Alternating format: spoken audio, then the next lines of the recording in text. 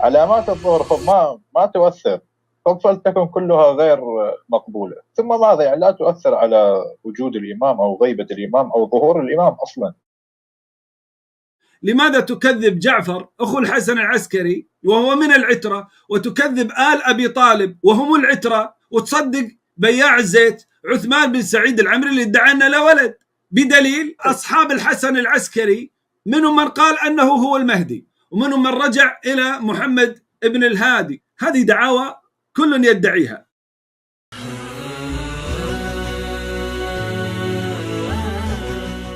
موضوعنا اليوم تواقيت المهدي.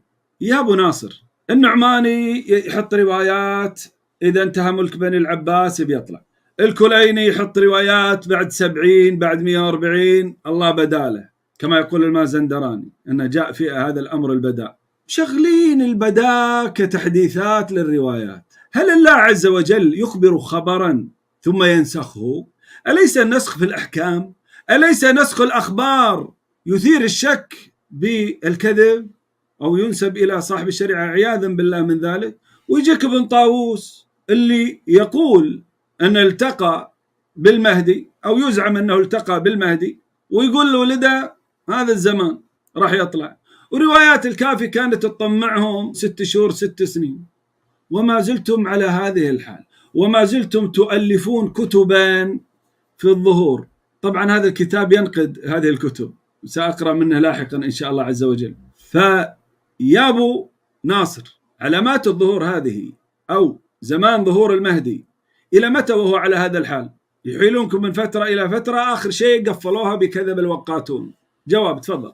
جاء في كتاب كمال الدين للشيخ الصدوق بسند صحيح عن تعبر الخزاعي عن الإمام رضا عليه السلام قال حديث طويل إلى أن يصل: وأما متى فإخبار عن الوقت. فقد حدثني أبي عن أبيه عن آبائه عليهم السلام أن النبي صلى الله عليه وآله قيل له: يا رسول الله متى يخرج القائم من ذريتك؟ فقال صلى الله عليه وآله: مثله مثل الساعة التي لا يجليها لوقتها إلا هو، ثقلت في السماوات والأرض، لا تأتيكم إلا بغتة. أما علامات الظهور مفهوم لا يمكن إثباتها الجميع. عندنا علامات حتمية وعلامات غير حتمية. العلامات الغير حتمية وحتى الحتمية لا يمكن إثبات مصادقها. أنت تقول يا أبو مثله كمثل الساعة، هذا في أي تحديث أبو ناصر؟ في الأخير لما انكشفت الروايات السابقة، لما انكشفوا كل شوي يقطونهم على سنة وما يطلع، حطوا كذب الوقاتون وقفلوا الباب. يا أبو ناصر إلى متى يعني وأنتم على هذه الحال؟ مناقضة للإمامة، مناقضة، أقصد الغيبة مناقضة للإمامة، مناقضة لقاعدة اللطف والمصلحة، وأوجبتم على الله نصب الإمام من خلالها، مناقضة. كثير من الروايات متعارضة فيما بينه. رجل يرسله الله للأمة يعطل الدين ويخليه ما يطلع، هو قادر على النصرة عند الولاية التكوينية، وفي نفس الوقت في روايات الكافي أنه خايف على نفسه من القتل، وكما يقول الطوسي هذا صار موضوع ثاني. مو المشكلة هذه التناقضات، كل هذا ما تحرك العقول يا أبو ناصر. جاوب قولك كذب الوقاتون، بل هو صحيح، ولو ركزت في كلامي لعلمت الإجابة على إشكالك هذا، وهو أن الإشكال مو في المفهوم، الإشكال في المصداق. كيف نطبق هذه الروايات على أرض الواقع؟ هذا لا يمكن. مثلا عندما يقتل النفس الزكية، فمو شرط هذا النفس الزكية الذي قتل في زمن الإمام الصادق، مو شرط. الرواية قالت إذا قتل، وما في اللي هو نفس الزكية يعني. قلت لك تحديد المصداق لا يمكن، بل يكاد يكون من المستحيلات. شلون تعرف بأن هذا هو المقصود في الرواية ولا يوجد قرينة على ذلك، لا من القرآن ولا من قول المعصوم؟ ذو النفس الزكية في كتب الفريقين محدد فيه شخص واحد، وهو محمد بن عبد الله بن الحسن بن الحسن، كان هذا لقبه المشتهر به، كما يقال الصديق لأبي بكر والفاروق لعمر وغيرها من الألقاب عند الصحابة. ذو النفس الزكية مثل ما اشتهر محمد بن علي بن الحسين بالباقر، هذا اشتهر بذي النفس الزكية. لكن روايات تحدد بأنه نفس زكية في آخر الزمان. شوف عاد هذا من الترقيع. لا مو ترقيع، هذه روايات. لا ترقيع. والمشكلة يعني لا تتعلق بس برواية أو لقب، هناك أرقام 6 أيام 6 شهور 6 سنين، لا طلع لا بذي ولا بذي، 70 سنة ما طلع بعد 70، أذعتم الخبر والله أخره. هذه كتبكم يا أبو ناصر، هذه كتبكم، هذا كتاب الكافي. اقرا لك كتاب الكافي يا ابو ناصر؟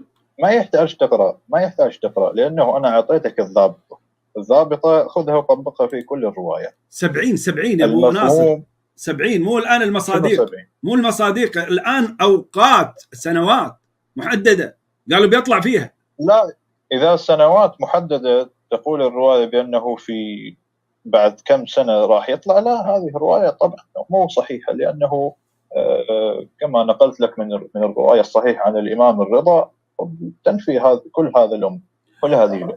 هذه الروايات صحيحة لأنها في كتب عظمها علمائك أهم من الرواية التي ذكرت، مع أني لا أدري كيف بناء على ماذا صححتها. خلني أقرأ لك الآن روايات في كتاب الكافي، وأنت تعرف أن كثير من علمائك يقولون أنه مقطوع بمضامينه، وبعضهم يصحح يعني الروايات كلها ويهمش الجانب النظر السندي فيها. هؤلاء الأخبارية أنا ما ألتزم. طيب. ما ألتزم. حلو مع أنك يعني صححت الرواية قبل شوي بدون إثبات لصحتها. طيب، هذه الرواية ينقلها النعماني عن الكليني، وهي موجودة في كتاب الكافي أيضا، عن أبي حمزة الثمالي قال: سمعت أبا جعفر الباقر عليه السلام يقول: يا ثابت، إن الله تعالى قد وقت هذا الأمر في سنة 70، فلما قتل الحسين اشتد عليه السلام غضب الله فأخر إلى 40 و100، فحدثناكم بذلك فأذعتم وكشفتم قناع الستر، فلم يجعل الله لهذا الأمر بعد ذلك وقتا.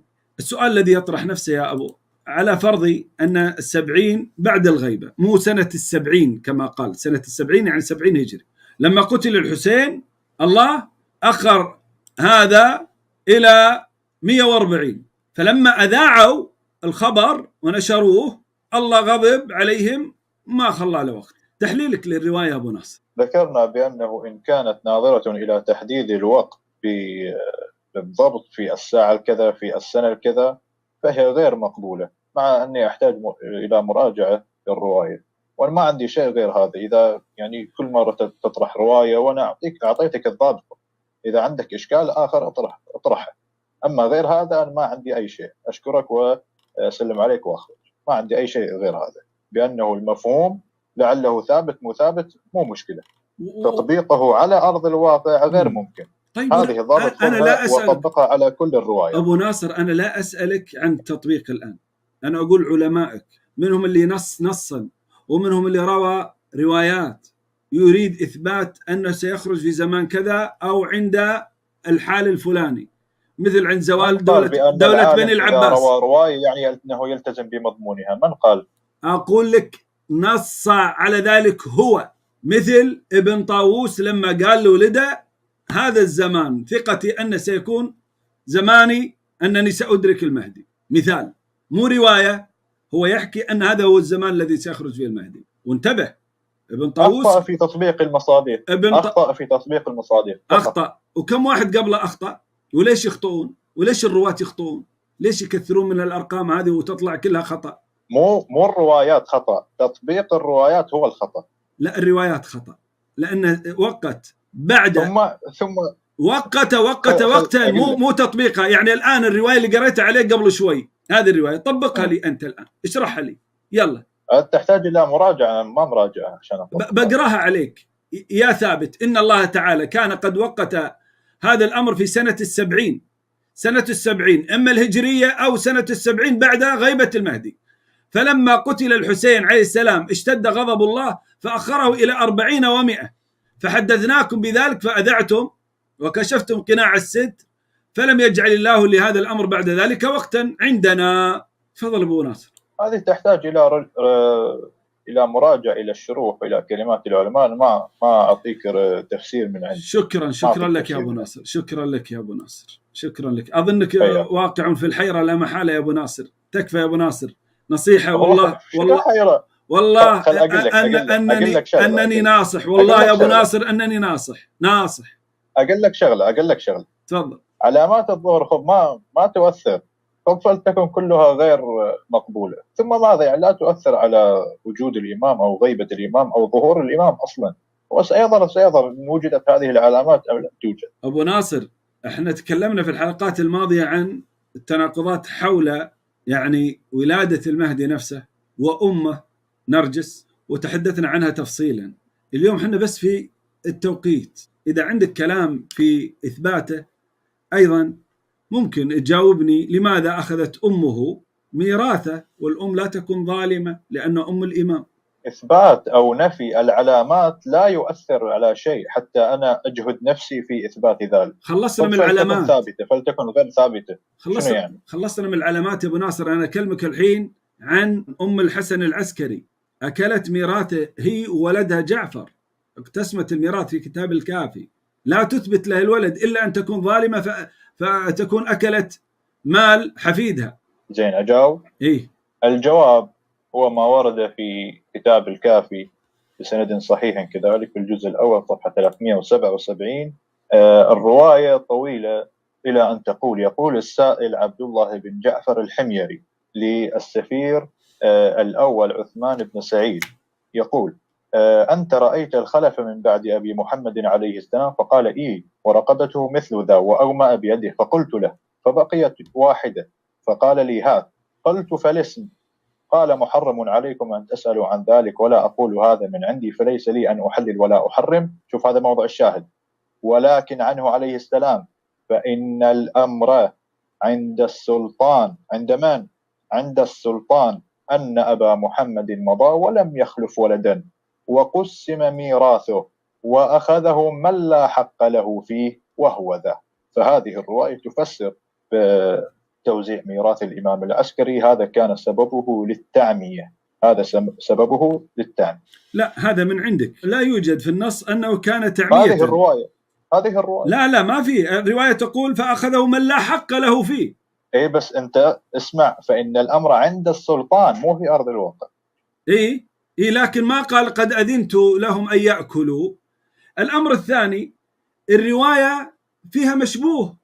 عثمان بن سعيد العمري اللي ادعى أن للحسن العسكري ولد، هل كان من العترة؟ لا. لماذا تكذب جعفر أخو الحسن العسكري وهو من العترة، وتكذب آل أبي طالب وهم العترة، وتصدق بياع الزيت عثمان بن سعيد العمري اللي ادعى أنه لا ولد، واللي يقول أنه لأن دعوى الولد من الإمام العسكري ثابتة. لا، ليست ثابتة هذه، بدليل أن أصحاب الحسن العسكري منهم من قال أنه هو المهدي ووقف عليه، ومنهم من احتار قال ما ندري من الإمام بعده، ومنهم من رجع إلى محمد ابن الهادي، ومنهم على 20 فرقة كما تعلم. هذه دعاوى كل يدعيها. فعثمان بن سعيد متهم، هو اللي كان يجمع الأخماس ويقول أوديها إلى الإمام المهدي. فلوس شبهة. لا يوجد في الرواية أن للتعمية على السلطان. ثم يا أبو ناصر، افترض أن أم المهدي سوت التعمية، وهم يعني العباسيين كانوا يطاردون الطفل الصغير هذا. هل هذا ما تقول به يا أبو ناصر؟ طيب أبو ناصر، يعني العباسيين خايفين من الطفل اللي سيولد من الحسن العسكري لأن ستكون زوال دولتهم على يده إلى آخر ما يزعم. أبو ناصر، الحسن العسكري كان رجال مرتاح، عنده نساء وعنده جواري، وآل أبي طالب حواليه، وكان شريفا مهابا. إذا كانوا خايفين منه ليش ما ذبحوا الحسن العسكري عشان ما يجي له ولد؟ ليش مخلينه مرتاح الشكل؟ أجاوب؟ تفضل. لأن الإمام العسكري عليه السلام الله عليه خب الدولة العباسية، خب دولة حتى وإن كانت يعني الناصبية يعني لها تفكير قليلا. مطاردة الطفل كانت بعد وفاة الإمام. مطاردة الطفل كانت بعد وفاة الإمام. هذا الأمر الأول. الأمر الثاني، خب مو كل شيء يأتوا يقتلوا. خب هذا يكون زوال في دولتهم، خصوصا إذا أخذوه علنا وقتلوه، هذا يكون فيه زوال لدولتهم، خصوصا بأن الإمام العسكري من العلويين وله مكانة عند الناس. فلهذين السببين لم يفعلوا هذا الأمر. أبو ناصر، هذه النقطة الأولى. بس اسمعني. قلت بأن عثمان بن سعيد متهم، وهي دعوة بلا دليل. عليك بإقامة الدليل. قولك بأنه يأخذ القمص وكذا كلها استحسانات، كلها بلا دليل. رواية أخرى من غير عثمان بن سعيد، راوي من قبل لا تروح لحظة أبو ناصر، لحظة بس عشان نناقش النقطة هذه قبل لا نروح إلى عثمان بن سعيد. تقول أن قتل الطفل أو قتل الحسن العسكري يكون في تهديد لدولتهم. طيب هارون الرشيد حابس الإمام الكاظم وميت في السجن، ليش ما كانوا يخافون العباسيين من هالأمر؟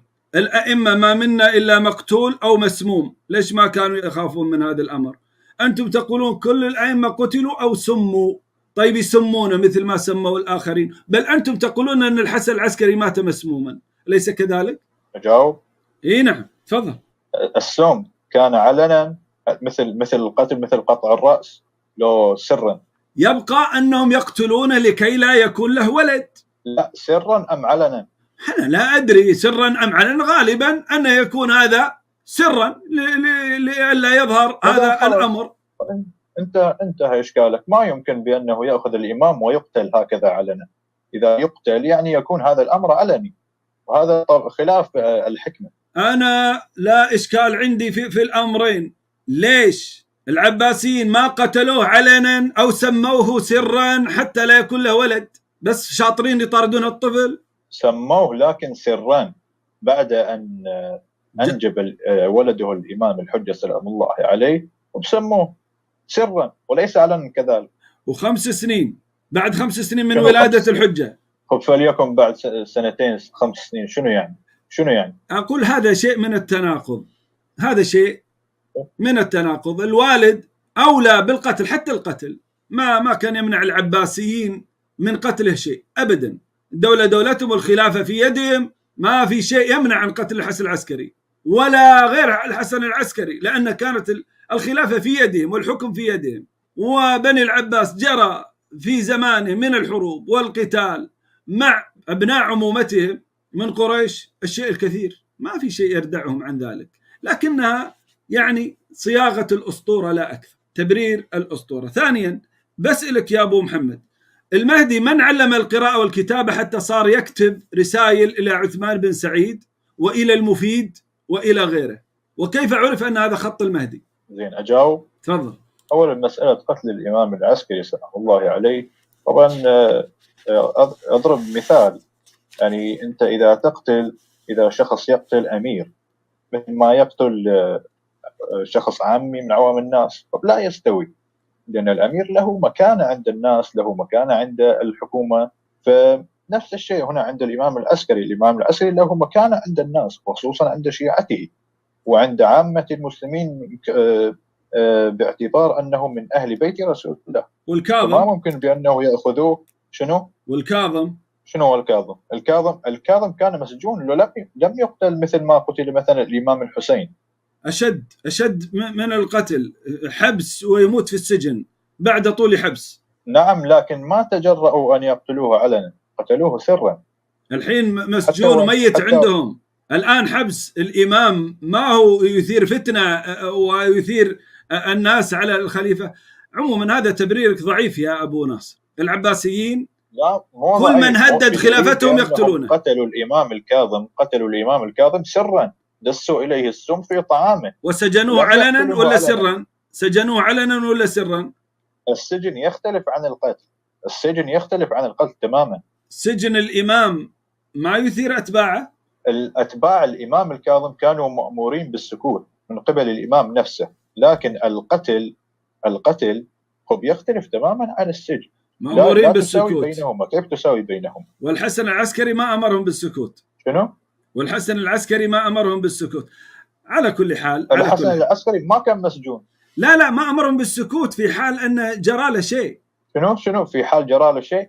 الحسن العسكري ما يدري أن راح يسم؟ نعم يدري. وأكل السم وهو يعلم الغيب أن هذا السم وأكله.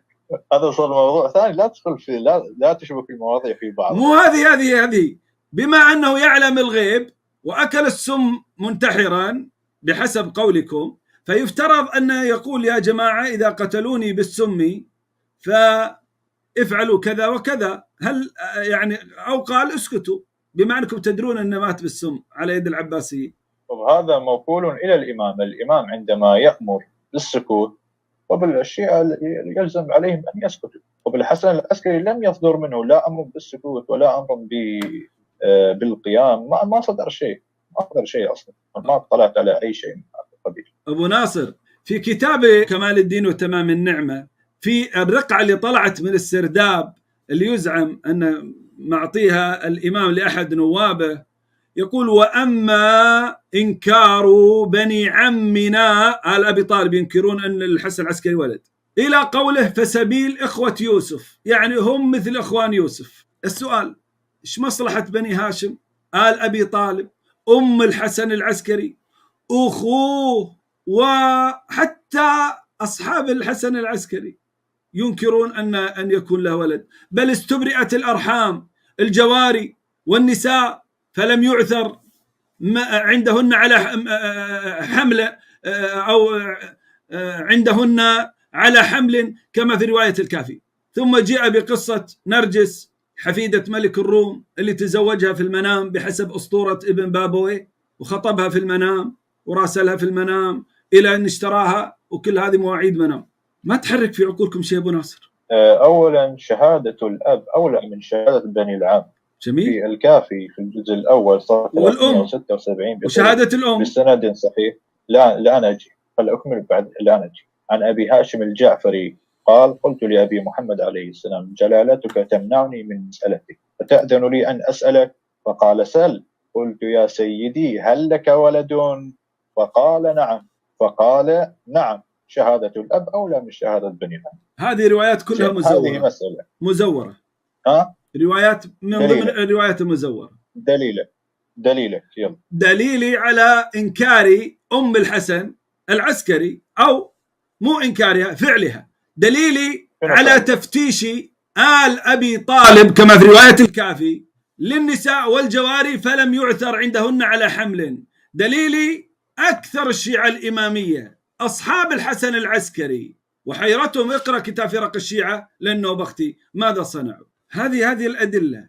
دليلي التناقضات في تاريخ ولادته، تاريخ غيبته، ظهوره متى يكون، إلى آخر. طيب الروايات المتضاربة في شأن عندكم. نقطة. قولك بأن الأم فتشوا فلم يجدوا حملا، هذا كان قبل الولادة، مو صحيح؟ قبل الولادة ما معقول أنه يفتشوا بعد الولادة. قال الله سبحانه وتعالى في كتابه الكريم وجعلنا من بين أيديهم سدا ومن خلفهم سدا فغشيناهم فهم لا يبصرون. رب الذي حمى النبي وحمى موسى عليه السلام هو قادر على أن يحمي حجته. وين المشكلة؟ حجة هذه المسألة الأخرى. تفضل. المسألة الأخرى هي الرواية التي ذكرناها في كتاب الكافي بأن الأمر عند السلطان أن أبا محمد مضى ولم يخلف ولدا وقسم ميراثه وأخذه من لا حق له فيه.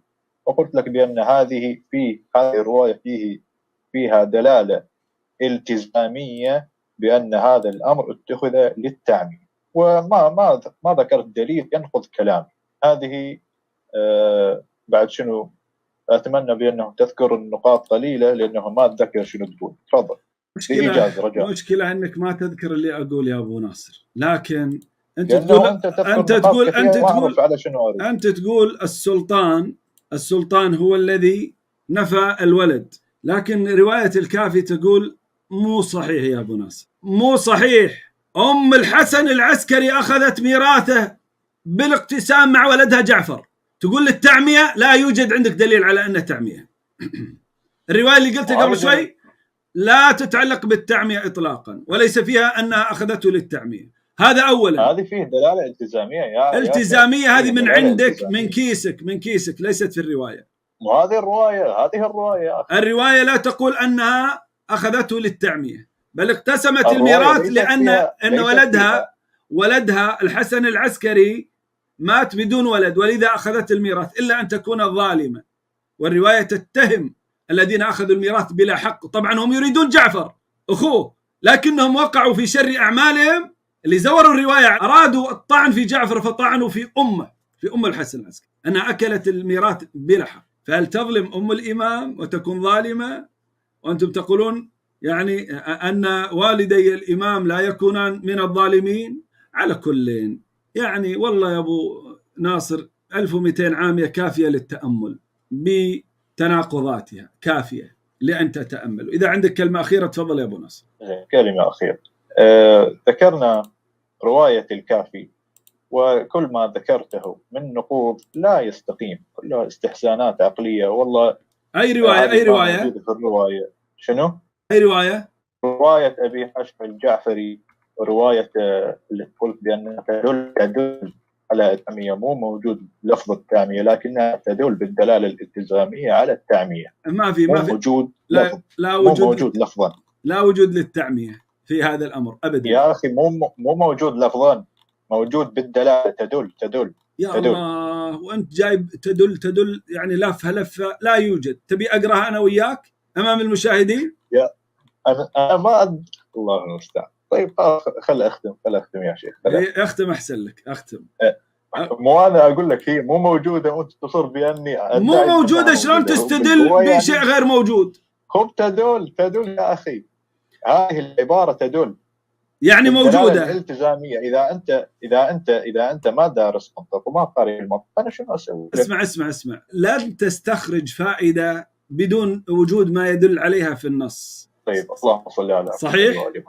يلا اقرأ لي الرواية الحين وبقراها أنا والمشاهدين، وخلونا نشوف الدلالة الالتزامية عند أبو ناصر في هذه الرواية من وين طلعها. يلا أبو ناصر اقرأ لي نص الرواية علشان أطلعها قدام المشاهدين. يلا عطني طرفها. اكتب في محرك البحث: اجتمعت أنا والشيخ أبو عامر. اجتمعت أنا والشيخ أبو عمر. يلا خلونا نشوف الدلالة الالتزامية على الهواء. طيب هذه الرواية قلت أنها صحيحة، صحيح؟ نعم. خلك معي أبو ناصر، أنت ممن يلتزم بدراسة الأسانيد، أليس كذلك؟ صحة السند قرينة من قرائن صدور الرواية. يعني صحيحة ولا مو صحيحة؟ صحيح. الرواية هذه صحيحة. اقراها للمشاهدين بعد إذنكم أخواني، خلوني أشوفها في مرآة العقول وبعدين نشوف الدلالة الالتزامية. العلامة المجلسي مصحح. يلا خلنا نشوف، حتى لو صحت ترى يعني بعيدة عن ما تريد. جميل، تفضل أنت الآن اقرأ لي. الآن نعرض الرواية معاكم أخواني على الشاشة، وقول لي شلون دلالة التزامية.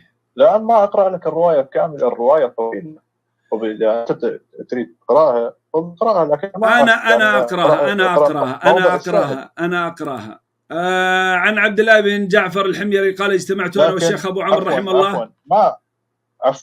ما جد داعي، فقط الشاهد أنه طلنا كثيرا، 40 دقيقة صار. لحظة خلاص، دقيقة. عند أحمد بن إسحاق: فغمزني أحمد بن إسحاق أن أسأله عن الخلف، فقلت له: يا أبا عمرو، إني أريد أن أسألك عن شيء، وما أنا بشاك فيما أريد أن أسألك عنه، فإن اعتقادي وديني أن الأرض لا تخلو من حجة إلا إذا كان قبل يوم القيامة ب40 يوما. الرواية طويلة. أنه سأل أبا محمد عليه السلام عن مثل ذلك، فقال: العمري وابنه ثقتان. نعم.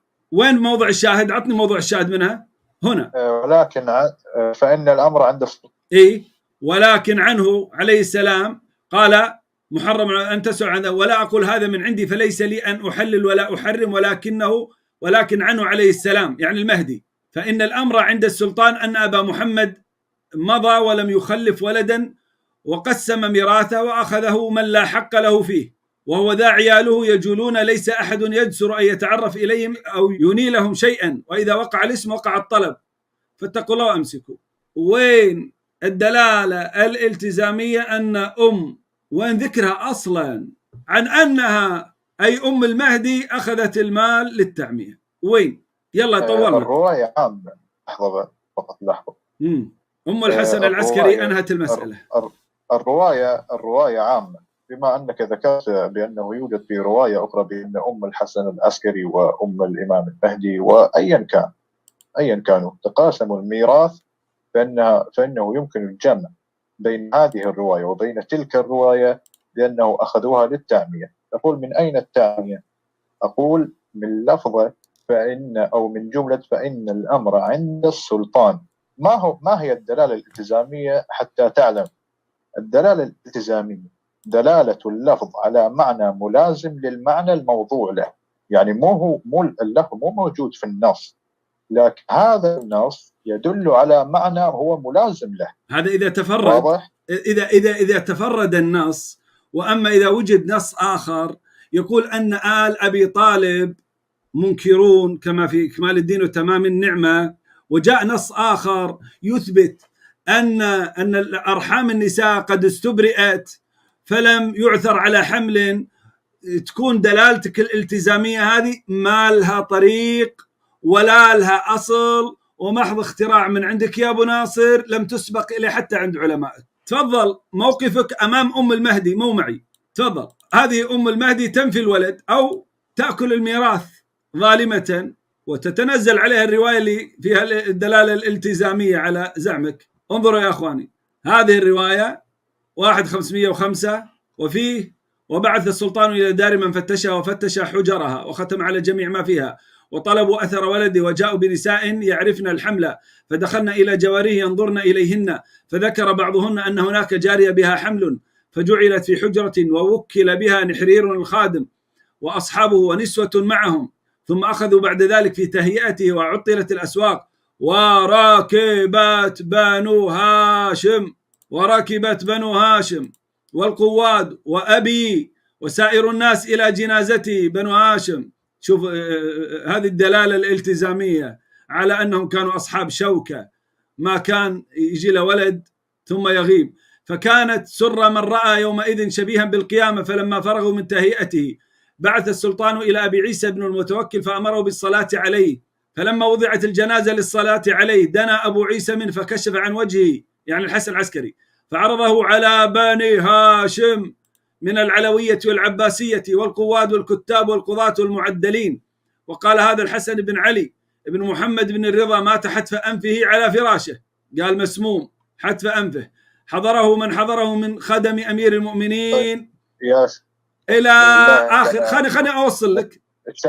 فلما دفن أخذ السلطان والناس، مو السلطان بس، يلا أسقط دلالتك الالتزامية الآن، في طلب ولده، وكثر التفتيش في المنازل والدور وتوقفوا عن قسمة ميراثه، ولم يزل الذين وكلوا بحفظ الجارية التي توهم عليها الحمل لازمين على تبين حتى تبين بطلان الحمل، فلما بطل الحمل عنهن قسم ميراثه بين أمه وأخيه جعفر، وادعت أمه وصيته، الله ادعى، وثبت ذلك عند القاضي والسلطان على ذلك يطلب أثره إلى آخر ما قال. أنا كمسلم أصدق أم الحسن العسكري وأخوه جعفر، وأكذب بياع الزيت عثمان بن سعيد العمري اللي مو من العترة. انتهى الموضوع. أنت شو تقول؟ يلا أختم. طيب إذا أنا أختم، لأنه المرة الأولى قلت أختم واسترسلت.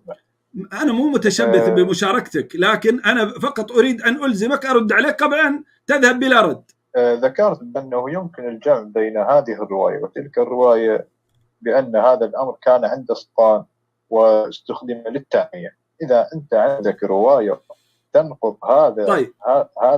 هذه الدلالة، تفضل اطرح. إذا ما عندك وتريد تمسك بهذه دلالة، قلت لك بأنه يمكن الجمع، دلالة تكشف أن ما عندك جواب، ما في جواب، هذا مو جواب، ودلالتك هذه من عندك لا لها خطام ولا زمام ولا أصل حتى في الرواية اللي قرأتها نفسها. شكرا لك يا أبو ناصر. طيب أنا ما عندي غير هذا الكلام، شكرا لك. شكرا. أشكرك على حسن الأدب، والسلام عليكم. وعليكم السلام. شايفين ماكو جواب. ليش أم أخذت؟ ماكو جواب. ليش أخوه أخذ؟ لا يوجد جواب. لماذا صدقوا عثمان بن سعيد العمري اللي كان يأخذ أخماس الشيعة يوديها للناحية المقدسة زعم؟ ماكو جواب. تناقضات كثيرة. لماذا آل أبي طالب ينكرونه؟ ما جاوب. لماذا أخصوا أصحاب الحسن العسكري كما يقول النوبختي أنكروا؟ لا يجاوب، لأنه خرافة، لم يولد، انتهى. وسقطت الإمامة وانكشف التزوير. لا تنسون ابن طاووس سنة 600 المتوفى 664 يقول بيطلع. النعماني يقول إذا راح العباسيين بيطلع، وهم يربونهم بالأمان إلى يومنا هذا.